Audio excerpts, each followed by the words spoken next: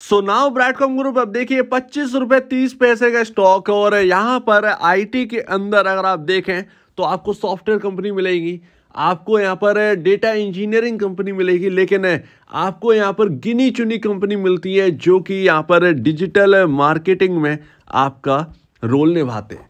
यहाँ पर आपके सामने दो लिस्टेड शेयर्स हैं मार्केट के अंदर, ब्रैडकॉम ग्रुप और एफिल इंडिया, और बहुत ज़्यादा तगड़ा कंपटीशन है इन दोनों के बीच में। लेकिन ब्रैडकॉम ग्रुप की एक अपनी अलग प्रॉब्लम्स चल रही हैं जिसकी वजह से वो मार्केट के अंदर वेल परफॉर्म नहीं कर पा रहा है। लेकिन क्या हमें इस स्टॉक को होल्ड करना चाहिए और क्या हमें नई खरीदारी इसके अंदर करना चाहिए और क्या रीजंस हैं जो कि हमें इसको कहता है कि इसको होल्ड करना चाहिए। तो स्टॉक के अंदर अगर आप देखेंगे तो 123 रुपए से इस स्टॉक के अंदर गिरावट आई है और अभी 25 रुपए 25 पैसे चल रहा है। लेकिन इस स्टॉक का सबसे लोएस्ट लेवल था 9 रुपीज 30 पैसे, जो कि यहाँ पर एक नोटिफिकेशन की वजह से यहाँ पर इतना बड़ा गिरावट हमको देखने मिली।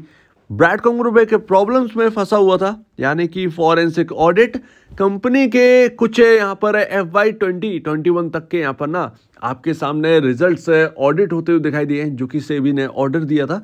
उसकी वजह से यहाँ पर ना स्टॉक के अंदर एक बड़ी गिरावट आपको देखने को मिली थी। ऑलमोस्ट 85% ये स्टॉक ड्रैग कर गया था। लेकिन अभी अब ये सुधार हो चुका है क्योंकि नोटिफिकेशन जब आया, जो सो कॉज नोटिस आया था फॉरेंसिक ऑडिट के रिगार्डिंग, वहां पर जो क्वेश्चनिंग करी गई थी सेबी की तरफ से, उन सभी को समझकर निवेशकों ने अपना यहाँ पर एक डिसीजन ले चुके हैं। दैट्स वाई स्टॉक को यहाँ पर ना आप 25 रुपए 25 पैसे पर देख रहे हैं। स्टॉक के अभी के हाईएस्ट लेवल है 36 रुपए, थोड़ा सा डाउन है क्योंकि 4 गुना अभी ये स्टॉक हो गया था निचले लेवल से। तो एक गिरावट, एक मुनाफा वसूली शॉर्ट टर्म में तो आनी थी, किसी भी स्टॉक के अंदर ये होता है। तो सबसे पहले तो आपको ये समझना चाहिए कि क्या एक निवेशक क्या देखकर होल्ड करता है, इसके साथ साथ उसको ग्रोथ क्या यहाँ पर देखने को मिलती है स्टॉक के अंदर, ये यहां पर सबसे इंपॉर्टेंट होता है। क्योंकि अगर आप देखें कि दुनिया के सबसे बड़े निवेशक है वॉरेन बफेट भी, यहां पर जब एक डिसीजन लेते हैं तो क्या उनके सारे डिसीजन सही हो जाते हैं उनके मुताबिक, या कुछ यहां पर थोड़ा सा पीछे भी रह जाते हैं। वेल एक्चुअल में ये मार्केट है और हर एक का एक अपना अलग डिसीजन, अपना एक अलग सोचना होता है। और निवेशक यहाँ पर स्टॉक के बारे में क्या सोचते हैं ये इंपॉर्टेंट है। अगर आपने ग्रोथ स्टोरी पर बेट लगाई है तो फिर आपको ग्रोथ स्टोरी पर ही ध्यान देना चाहिए। शॉर्ट टर्म में कुछ भी यहाँ पर होता रहे, स्टॉक्स तो बहुत सारे ऐसे हैं जो कि एक एक 1.5 साल तक यहाँ पर अंडर परफॉर्म करके दिखाए हैं, लेकिन जब यहाँ पर थर्ड ईयर स्टार्ट हुई तो यहाँ पर 100%, 200, 300% का रिटर्न भी स्टॉक देते हुए नजर आए। तो ये सिर्फ और सिर्फ एक निवेशक के ऊपर होता है। इसका मतलब ये नहीं है कि यहाँ पर ना आप कूद कर भी किसी भी स्टॉक के अंदर आप बहुत सारी खरीदारी कर लें जिसकी वजह से आपको लगे कि ये तो मल्टी बैगर बन जाएगा। तो ऐसा भी नहीं होना चाहिए। हमेशा रिस्क एंड रिवॉर्ड आपके फेवर में होना चाहिए। रिस्क कितना लेना है एक निवेशक को ये पता होना चाहिए किसी भी स्टॉक के अंदर। क्या ये इंसान ये रिस्क अपना नहीं जानता होगा कि किस स्टॉक के अंदर कितना रिस्क लगाना है? ये सारी की सारी बातें एक निवेशक को पता होनी चाहिए। एक मैच्योर निवेशक बनने की कोशिश हमेशा होनी चाहिए। और अब फंडामेंटल पर अगर हम इसको देखें, थोड़ा सा फॉरेंसिक ऑडिट को साइड में रखकर, तो हमें देखने को मिलता है 2023 मार्च के हिसाब से ये पूरे साल की 2022 से 2023 की नेट सेल आपके सामने 7,396 करोड़ रुपए की है। अब आप ये देखिए $1 बिलियन के आसपास की नेट सेल है जो कि आपको ब्रैडकॉम ग्रुप के अंदर देखने को मिलती है। और प्रॉफिट ऑलमोस्ट इस साल का 1300 करोड़ के आसपास का यहाँ पर प्रॉफिट आपको देखने को मिलता है। तो इतना जबरदस्त यहाँ पर ना आपको फाइनेंशियल देखने को मिलते हैं। कर्ज कंपनी के ऊपर है नहीं, बिल्कुल डेट फ्री कंपनी है। आईटी के अंदर इतना दबदबा है। इसका अगर हेडक्वार्टर की बात करें तो आपका यहाँ पर इंडिया के अंदर दिखता है, लेकिन एक्चुअल में जो वर्क है, जो 80% अगर आप यहाँ पर नेट सेल, एक्चुअल में 80 क्यों 90%, 95% आप मान सकते हैं कि ये ओवरसीज से यहाँ पर ना आपका आता है।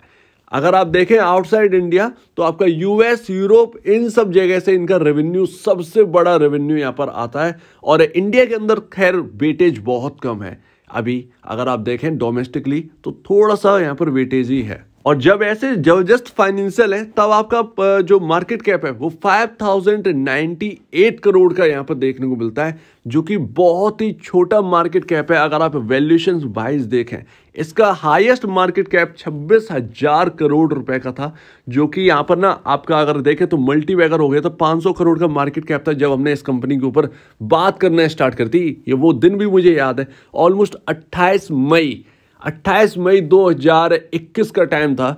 और वो दिन से यहाँ पर ना इस स्टॉक ने बिल्कुल रुका नहीं, लगभग 8 रुपए 8.5 रुपए से चलना स्टार्ट किया था और स्टॉक ने 200 रुपए के हाई लगाए थे। उसके बाद 2 बोनस दे दिए थे, इसकी वजह से आपको 123 रुपए का एडजस्टमेंट प्राइस आपको देखने को मिलता है। और ये रहे सबसे बड़े पॉइंट। पहला तो आपने फाइनेंशियल आपने देख ही लिया कि ऐसे फाइनेंशियल अगर किसी सॉफ्टवेयर कंपनी के अंदर हो जाते ना तो आपका देखते 36,000 40,000 करोड़ का मार्केट कैप वाली कंपनी हो जाती हो, राइट। और अगर आप देखें तो 2024 में जब आपके 2023 से 2024 के रिजल्ट आएंगे ना तो आप देखेंगे कि $1 बिलियन को क्रॉस कर गई है। अगर आप ब्रैडकॉम ग्रुप का जो एक अर्निंग का अगर आप देखेंगे, एक कंपनी ने नोटिफिकेशन जारी किया था अपनी तरफ से अर्निंग से जो एक एक्सपेक्टेशन है उस हिसाब से तो $1 बिलियन का तो कब का क्रॉस कर गए।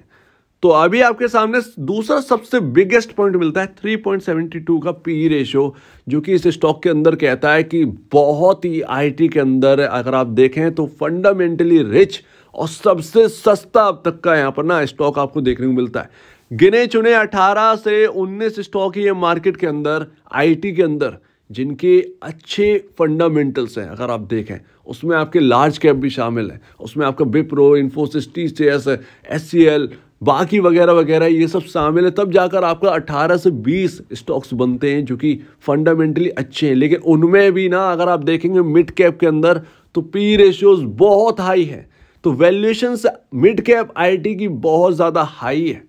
आप देखें इंडस्ट्री के डबल पर पीई पर वर्क कर रहे हैं। अगर ये हो जाएगा तो ये इसका प्राइस तो ऑलमोस्ट अगर आप देखेंगे तो 500 रुपए के आसपास पहुंच जाएगा, राइट। अगर ये डबल हो गया, इसका पी रेशियो डबल हो जाए अपने इंडस्ट्री के कंपैरिजन, यानी कि 56-52 के आसपास का पी रेशियो हो जाए, तो फिर आप देखेंगे स्टॉक यहाँ पर ना 500 रुपए के आसपास पहुंच जाएगा अगर उन वैल्यूएशंस पर रखते हैं जिन वैल्यूएशंस पर अभी मिड कैप में चल रहे हैं स्टॉक्स। और स्टॉक का यहाँ पर पी जो बुक वैल्यू है वो आपका 34.68 का है, जो कि आपका यहाँ पर बता रहा है कि जो एक रियल वैल्यू है उसके नीचे भी बिलो यहाँ पर ना स्टॉक काम कर रहा है। ऑलमोस्ट अगर आप देखें तो 9 साढ़े 9 रुपए का यहाँ पर ना गैप है आपका बुक वैल्यू में। और अभी थोड़ा सा कंसर्निंग वाला हो गया था क्योंकि यहाँ पर ना थोड़ा सा रीसेंट इश्यूज की अगर बात करें तो शेयर होल्डिंग पैटर्न में आपको रीसेंट इश्यू देखने को मिला होगा, जो कि मैं आपको बता दूं कंपनी ने क्लैरिफाई कर दिया है। उससे पहले तो हम ही ने ये बात कर ली थी। तो आप देखिए यहाँ पर क्या हुआ है, एफआईएस की संख्या जो है ना वो 50% कम हो गई है इस स्टॉक के अंदर। ये रीसेंट डेवलपमेंट है। लेकिन मैं आपको बता दूं कि एफआईएस जो आप देख रहे हैं ना, अगर आप नए निवेशक हैं और सर्च कर रहे हैं इसके बारे में, तो मैं आपको बता दूं एफआईएस जो है ना वो बिल्कुल भी यहाँ पर अगर आप देखें तो एक नंबर यहाँ पर नहीं देखने को मिल रहा था। यानी कि जो गुड क्वालिटी एफआईआईज होते हैं वो हमको देखने को नहीं मिल रहे थे इस स्टॉक के अंदर। लेकिन ऐसा नहीं है कि इसके अंदर गुड क्वालिटी एफआईआईज नहीं है। आपके इस स्टॉक को खरीद रखा है वैनगार्ड ने, जो कि वर्ल्ड के अंदर टॉप एफआईआईज में शामिल है, टॉप एफआईआईज में। उसके बाद आपका यहाँ पर मॉर्गन स्टैनले अगर आप देखें तो वो यहाँ पर आ जाते हैं। तो ये बहुत सारे फंड्स है ना जो कि यहाँ पर वो इस स्टॉक को होल्ड भी कर रहे हैं। लेकिन जो एफआईआईज जो यहाँ पर आपके सामने दिख रहे थे वो थोड़े से यहाँ पर 50% कम हुए। रीबैलेंसिंग के चलते यहाँ पर कंपनी ने क्लैरिफाई किया है यहाँ पर। तो ये है यहाँ पर बात एफआईआईज की घटना। तो एफआईआईज का घटना हमारे लिए कोई इम्पैक्टफुल बिल्कुल भी नहीं है। हालांकि जो स्टॉक के अंदर जो सबसे मेन इंपॉर्टेंट इस वक्त है वो है डीआईआईस, यानी कि म्यूचुअल फंड्स लगातार अपने शेयर्स बढ़ा रहे हैं। इससे पहले मैं आपको म्यूचुअल फंड के बारे में बताऊं तो यहाँ पर आप देखिए प्रमोटर ने थोड़ा सा घटाया तो यहाँ पर जो प्लेज यहाँ पर गिरवी रखे हुए शेयर्स थे लगभग 3.5% के आसपास की अब प्लेज रह गई है प्रमोटर की। तो उसके चलते यहाँ पर शेयर्स में थोड़ा सा बिकवाली करना पड़ा था यहाँ पर प्रमोटर को अपने गिरवी रखे शेयर्स को छुड़ाने के लिए। तो इसमें कोई भी गलत बात नहीं है। प्लेज शेयर्स कम हो रहे हैं, इससे बड़ी और क्या बात होगी। और प्रमोटर की मेन अगर हम वैल्यू की बात करें तो उसके रियल प्राइस जो है ना, जो मार्केट में चल रहा होता है उसका स्टॉक का प्राइस, वही उसकी रियल वैल्यू है। और अपने रियल वैल्यू वो अपने वैल्यू से ही निकालते और रखते हैं, राइट, सिंपल सी बात है। और म्यूचुअल फंड इसीलिए इंपॉर्टेंट है क्योंकि हमें एफआईएस का तो शुरू से ही नहीं पता था कि ये एफआईएस क्या कर रहे हैं। जो हमें दिख रहे थे कैलिप्सो और बाकी वगैरह वगैरह, ये सब एफआईएस को तो हम जानते नहीं है। हम वैनगार्ड को जानते हैं, इसीलिए हमें इस स्टॉक के ऊपर ट्रस्ट है। हम यहाँ पर मॉर्गन स्टैनले को जानते हैं, इसीलिए हमें इस स्टॉक पर ट्रस्ट है। हमें यहाँ पर निप्पॉन पता है कौन है, हमें मोतीलाल पता है, हमें एसबीआई पता है, हमें आईसीआईसीआई पता है, हमें एचडीएफसी पता है। इन सब ने इस स्टॉक को होल्ड कर रहा है। और यहाँ पर आपका आज जुलाई 2023, जो कि आज का मोस्ट इंपॉर्टेंट इवेंट अगर आप कहें इस स्टॉक के अंदर होने वाला है। आज से म्यूचुअल फंड का जो डेटा है वो आपके सामने जुलाई का आने वाला है, क्योंकि हमने देखा कि एफआईएस कितने घट गए।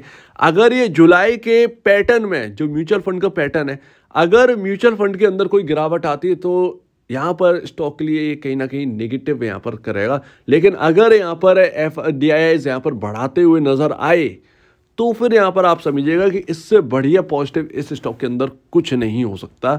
मेरे ख्याल से ये मुझे लगता है। तो इतने सारे आपके सामने पॉजिटिव पॉइंट्स हैं। आपके सामने जो फॉरेंसिक ऑडिट है उसकी वजह से स्टॉक क्रैश कर गया था और यहाँ पर ये चला भी था, बहुत ज़्यादा रिटर्न दिया था, तो उसका कहीं ना कहीं इम्पैक्ट भी पड़ा था। और मार्केट देखिए अच्छे और बुरे लोगों से भरा हुआ है। अब यहाँ पर कौन कैसा है, कौन यहाँ पर शॉर्ट कर रहा है, वो कोई नहीं जानता। सिंपल बात है, जो पकड़ में आ गया स्टॉक वो यहाँ पर ना फिर आ ही जाता है। तो उसकी वजह से यहाँ पर हमें बहुत ज़्यादा वैल्यू डाउन भी देखने को मिली। बहुत सारे स्टॉक ऐसा नहीं है कि 75% तक ये स्टॉक गिर गए थे, लेकिन वो थोड़े से रिकवर हो गए। राइट, ये भी थोड़ा सा निचले लेवल से रिकवर हुआ है, इसमें कोई शक की बात नहीं है। अगर आप देखें तो अभी भी 98 रुपीज़ का अभी लॉस बाकी है। बहुत से स्टॉक्स अभी 50% नीचे भी वर्क कर रहे हैं अपने ऑल टाइम हाई से। तो ये भी आपको यहाँ पर ध्यान रखनी चाहिए। तो निवेशक को मैं तो यही कहूँगा जो होल्ड कर रहे हैं, वो अगर फॉरेंसिक ऑडिट को पूरी तरीके से समझ गए हैं, जब आपने यहाँ पर फॉरेंसिक ऑडिट समझ ही लिया है, आपने सारी चीज़ें समझ ही ली हैं, जब बीसीजी की सारी दिक्कतें आपको पता है और आप कह रहे हैं कि मैं होल्ड करूँगा बिहाफ पर किसके, फंडामेंटल्स के, तो फिर कोई प्रॉब्लम होनी चाहिए। नया निवेशक अगर इसके अंदर कोई निवेश करने वाला है और करने की सोच रहा है, अगर आप ले रहे हैं, तो मैं आपसे बस यही कहूंगा कि आप उतना ही शेयर्स खरीदें जितना कि आप रिस्क ले पाए। सिंपल सी बात है। हाईली वॉलेटाइल स्टॉक आपको ब्रैडकॉम ग्रुप देखने को मिलता है, तो इस बात का ध्यान रखें। फंडामेंटल बहुत रिच हैं जो हमारे सामने दिख रहे हैं उसके बिहाफ पर, लेकिन जो फॉरेंसिक ऑडिट अभी भी बना हुआ है वो थोड़ा सा प्रॉब्लम है और वो जल्द सॉल्व भी होने वाली है। कंपनी ने अपने सारे डॉक्यूमेंट अब यहाँ पर जमा करने वाली है यहाँ पर सेबी को, तो सेबी अपना लास्ट डिसीजन यहाँ पर लेने वाला है। पेनल्टी भी लगाई गई है कंपनी के ऊपर, उस पेनल्टी से हमें बहुत सारी चीज़ें समझ में आती हैं, इसीलिए स्टॉक के अंदर हमें इतनी बड़ी अब कोई प्रॉब्लम नहीं दिखती है। तो नए निवेशक से मैं बस यही कहूँगा कि अगर आपको देखना है कोई मल्टी वैगर स्टॉक, तो आप उतना ही रिस्क लीजिए जितना कि आप हैंडल कर सकें, क्योंकि स्मॉल कैप है और मार्केट टॉप पे चल रहा है और मार्केट के अंदर कोई गिरावट आती है तो भले ही स्टॉक गिरे ना गिरे, लेकिन कंसोलिडेशन एक ही जगह घूमता रह सकता है, तो आपको वो कहें आप परेशान हो सकते हैं, तो वो यहाँ पर आ जाती है। तो ये रहा आपके सामने ब्रैडकॉम ग्रुप का एक छोटा सा एनालिसिस, जो कि नए निवेशकों के लिए और जो होल्ड कर रहे हैं उनके लिए काफ़ी हेल्पफुल हो सकता है। तो आपका क्या कहना है इसके ऊपर कमेंट सेक्शन में कहिए, और अब वीडियो देखने के लिए बहुत धन्यवाद दोस्तों।